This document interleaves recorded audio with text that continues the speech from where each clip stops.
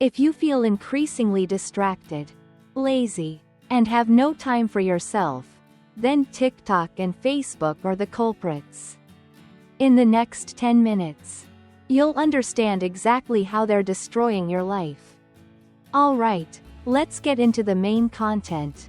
The first and most important factor that makes these social media platforms harmful to our lives is addiction. This is something most of us can already feel, but we often make excuses and ignore it. To find out whether you're addicted to social media or not, try going one day without using it. Most people will quickly start to feel anxious, restless, irritated, and unable to focus on work or study. These are common symptoms of addiction. We all know how harmful addiction can be. Being addicted to social media is no different from being addicted to alcohol, cigarettes, gambling, or even drugs. The names may differ, but the result is the same. It destroys our lives and our future. The addictive nature of social media is not accidental. It's intentional. Platforms like TikTok, Facebook, and YouTube have spent hundreds of billions of dollars hiring the most talented programmers and scientists in the world for one single purpose: to keep users on their apps for as long as possible. To achieve that goal, making their apps addictive is the best strategy, and their most powerful weapon to accomplish it is dopamine and anticipation. In essence, being addicted to social media is no different from being addicted to gambling or gaming. For gamblers, when they win, the player's brain releases dopamine, making them feel euphoric. When they lose, they anticipate that they will win the next game. This combination of dopamine and anticipation makes them addicted, unable to stop. The same thing happens with gaming. When players win, their brains release dopamine, making them feel happy. When they lose, they anticipate that they'll win the next game. If players always win and never lose, the game quickly becomes boring. But if they always lose, they'll stop playing altogether. It's the cycle of wins and losses that creates a loop of dopamine and anticipation, and that's what leads to addiction. TikTok and Facebook work in exactly the same way. When you watch a funny or interesting video, your brain releases dopamine. When you come across an interesting video, you subconsciously anticipate that the next one will be better. This creates the same dopamine and anticipation loop. These platforms are fully capable of identifying which videos you don't find engaging, but they intentionally show you those kinds of videos from time to time, just to make you expect that the next one will be exciting. And surprisingly, when you're waiting for that exciting next video, it actually appears. At that moment, your brain releases dopamine again. This endless loop slowly turns you into an addict, without you even realizing it. If Facebook's CEO, Mark Zuckerberg, was once considered the most dangerous man on the planet, then TikTok's CEO must be the father of the most dangerous man on the planet. The reason is simple. TikTok invented a new addictive element that makes users more and more glued to their screens: short videos. If you pay attention, you'll notice that the shorter the content on social media platforms is, the more addictive it becomes to viewers. For example, the most addictive app is TikTok, with videos lasting only about 30 seconds to a minute. Next comes Facebook, with videos around 3 to 5 minutes long. And finally, the most boring app, YouTube, with videos that typically last from several dozen minutes to an hour. This clearly shows how short videos increase users' addiction levels. When other social media platforms saw TikTok's success with short videos, they immediately followed suit, creating their own versions like Facebook Reels and YouTube Shorts. Now, the question is, do these short videos actually bring any real benefits to our lives? The answer is no. The only benefit they bring us is brain rot.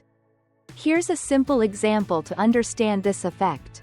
When we read books, our brains get smarter. But when we constantly consume short videos every day, our brains actually become dumber.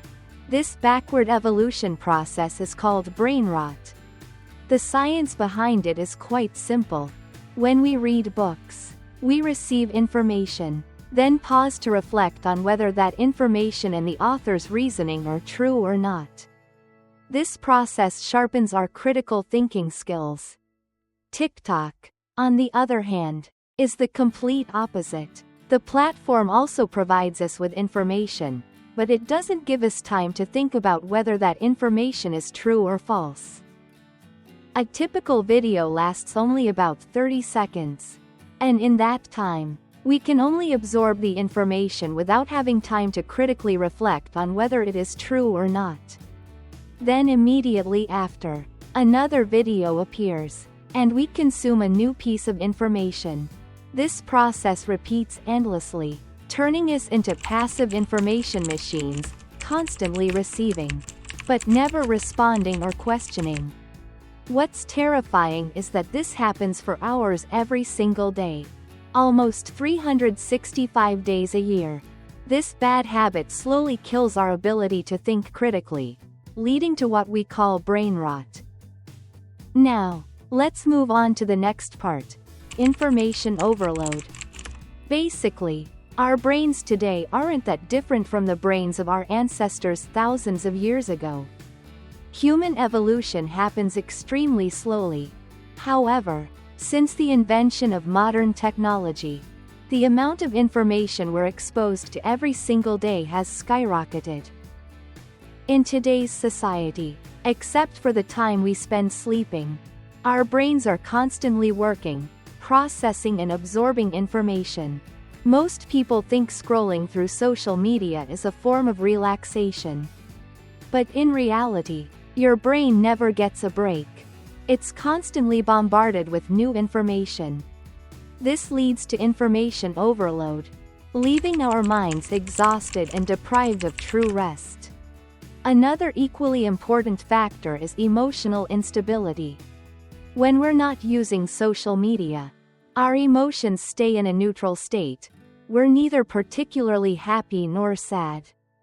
However, once we start using social media, our emotions begin to fluctuate rapidly. A common example when using TikTok is this.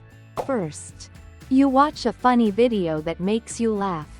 Then, you might see a touching or sad video that moves you emotionally.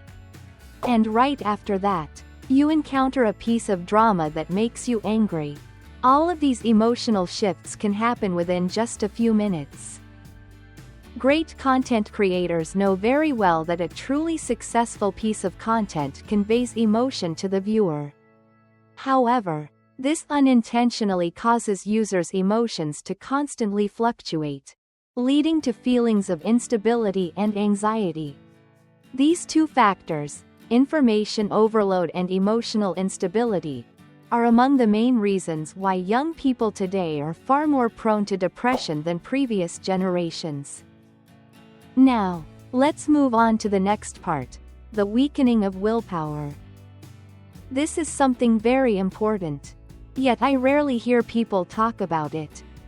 The truth is that social media platforms are gradually eroding our willpower. A simple example: imagine you're feeling motivated and ready to start working. But then, you notice the TikTok app on your phone. So you decide to go online for just 5 minutes before getting back to work. But in the end, you end up staying online for 30 minutes straight. At this moment, you want to turn off your phone and get back to work. But suddenly, your task feels boring and hard to do. This is proof that your willpower has been depleted throughout the process of scrolling through social media. While using apps like TikTok or Facebook, your brain releases a large amount of dopamine.